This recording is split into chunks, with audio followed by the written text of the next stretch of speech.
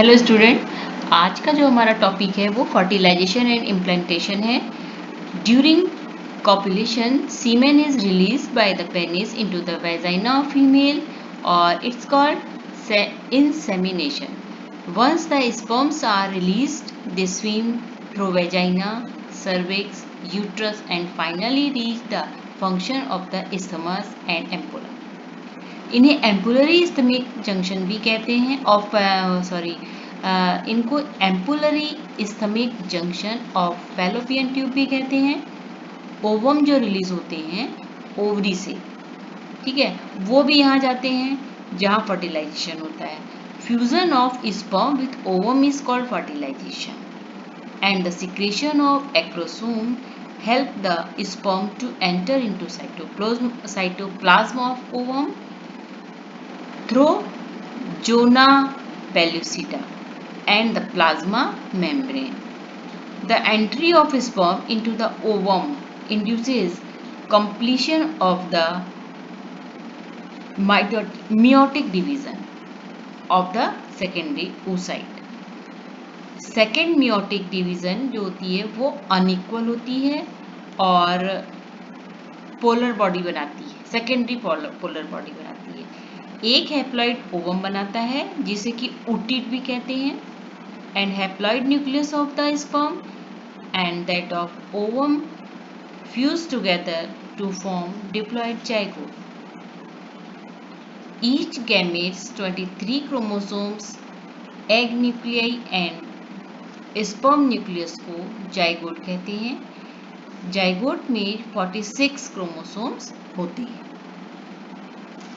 Cleavage and implantation जो process होती है इसमें क्या होता है, जाइगोट जैसे ही जाइगोट बन जाता है मियोटिक डिवीजन की एक जो सीरीज होती है वो स्टार्ट हो जाती है जिसे क्लीवेज कहते हैं। अब इसमें डिवीजन शुरू हो गया। इस प्रोसेस में डॉटर सेल्स बनती हैं जिनको ब्लास्टोमियर्स कहते हैं, और जब 8 to 16 ब्लास्टोमियर्स बन जाते हैं तो इस स्टेज को मोरुला कहते हैं। जो मोरुला स्टेज होती है वो कंटिन्यूअस डिवीजन करती रहती है जिससे कि ब्लास्टोसिस्ट बन जाते हैं, और जो ब्लास्टोसील होती है वो ब्लास्टोमियर ब्लास्टोसिस्ट में एक आउटर लेयर में रहती है जिसको ट्रोफोब्लास्ट कहते हैं। एम्ब्रियो में जो फॉर्मेशन में पार्ट नहीं लेती हैं ये फीटल पोर्शन बनाती है। प्लेसेंटा का जो फूड प्रोवाइड करता है डेवलपमेंट एम्ब्रियो का, ये प्लेसेंटा जो फूड होता है वो प्रोवाइड करती हैं डेवलपमेंट एम्ब्रियो का।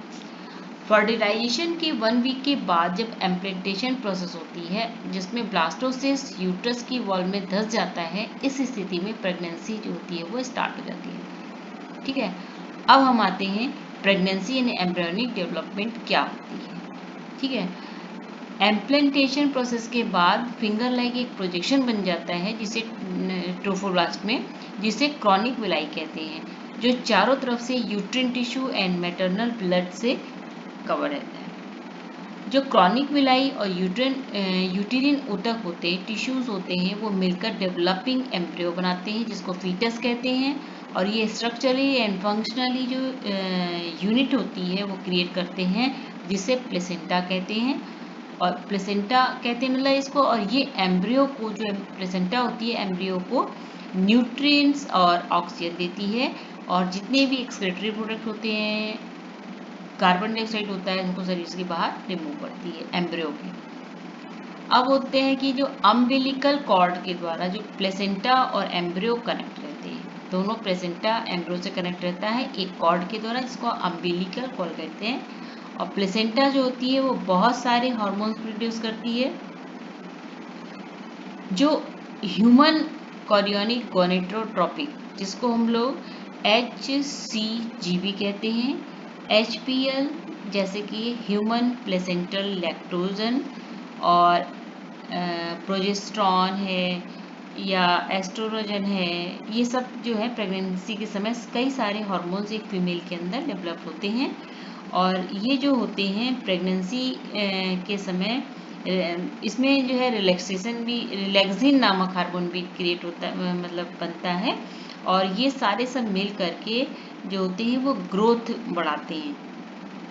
ठीक है, और ये जो होते हैं फीटल की ग्रोथ को सपोर्ट भी करती हैं, जो मेटाबॉलिक चेंजेस करती है मदर में और इनको मेंटेन भी करती है। ठीक है, तो आज के लिए इतना ही। अगर समझ में आया तो सब्सक्राइब जरूर किया करिए, लाइक एंड शेयर करिए। थैंक यू बच्चों।